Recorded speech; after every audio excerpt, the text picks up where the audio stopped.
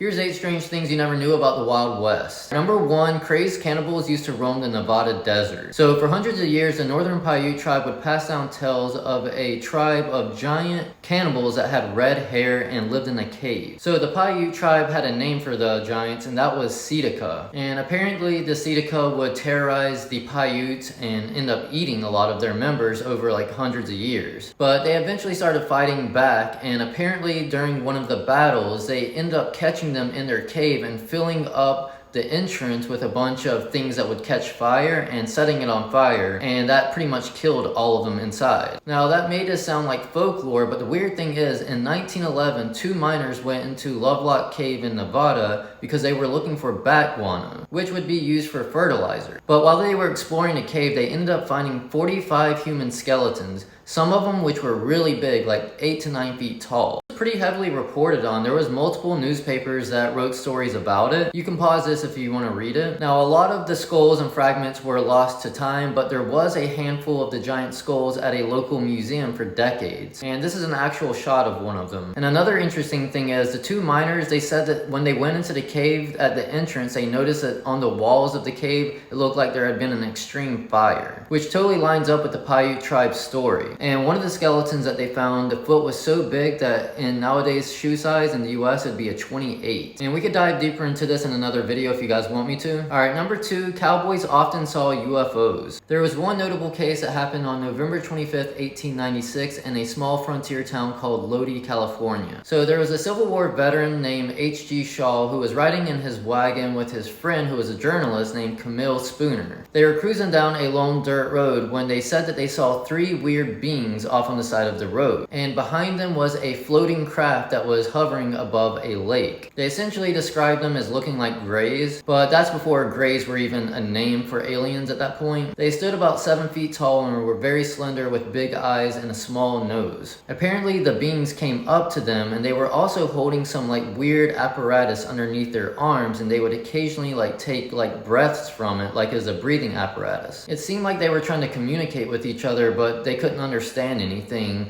But H.G. Shaw like reached out and like touched like the elbow, I guess, of one of the aliens, and he said that his like arm lifted like really light. But then they said like the aliens tried to reach out and grab them or maybe abduct them, but they could also just been trying to touch them to see what they're all about. But after not being able to move them off their wagon, I guess the aliens like ran back to their ship, but they were kind of like bouncing as if they were on the moon or like low gravity. But they didn't really explain it that way because no one had been to the moon at that point. They just described it as like bouncing like lightweight beings.